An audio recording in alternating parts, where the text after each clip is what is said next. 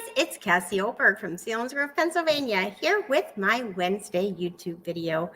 I am going to stick with something pretty simple today. I just came off of an amazing 3-day virtual event where we taught 12 classes. If you've never tried that with me, then you may want to reach out and see what Creative Cafe International is all about.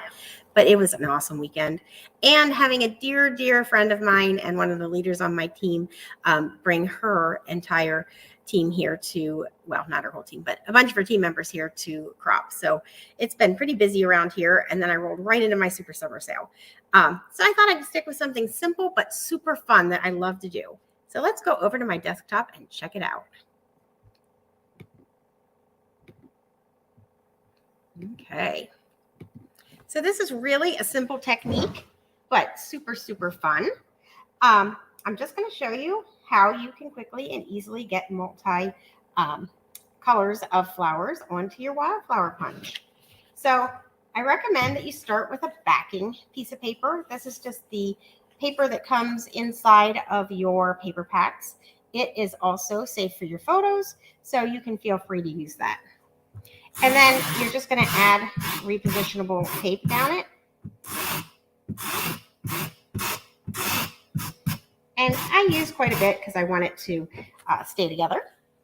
And then I am going to grab my trimmer, and you can use any scraps for this. And you're just going to make 1-inch scraps. So I'm going to go ahead and cut 1 inch, and then you just turn it on its side, and you just cut it into a bunch of little pieces.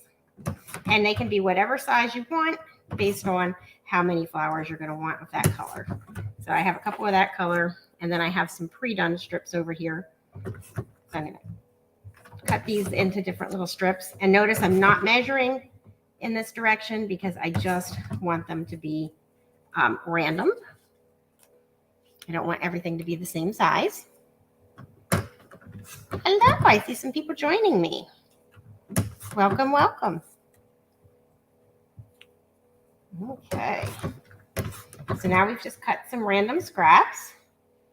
And then I'm going to go ahead and grab my backing paper. Remember, we're just using this very thin sheet. And we are going to take our 1-inch strips. And make sure which side of this is 1 inch. This side. Okay.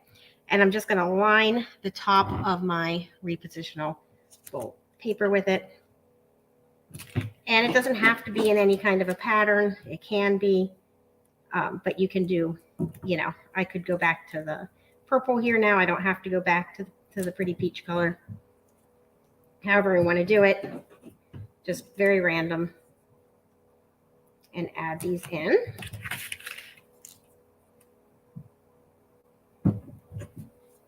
And it's just going to give us such a cute effect when we're done. Almost there. Let's do this long purple one and be done. Okay, so then the next thing I'm going to do is add more repositionable tape. And I'm going to need 1 inch of a green paper. Now, I would recommend doing either a Parakeet Shimmer because it's thinner, or you could use one of the tonal greens from any of the packs that has a tonal green in it. You could also use a cardstock. It's just that it will just be harder to punch with your punch, and you don't want to accidentally get it stuck. So that's the reason that I always choose a thinner paper when using this type of a technique. And then when you put it down, just layer it a little bit over top. See how that way I don't have any white space in between. And then remember, if you're working on your silicone mat, you want to just bring something else on top of it so you don't static clean all of your scraps to it. And then you're just going to punch. I mean, it's that simple. We're just going to move it across, make our punches, and look how fun this is. It doesn't take a lot of time. You can use up scraps, make it super fun, and end up with different colored flower heads.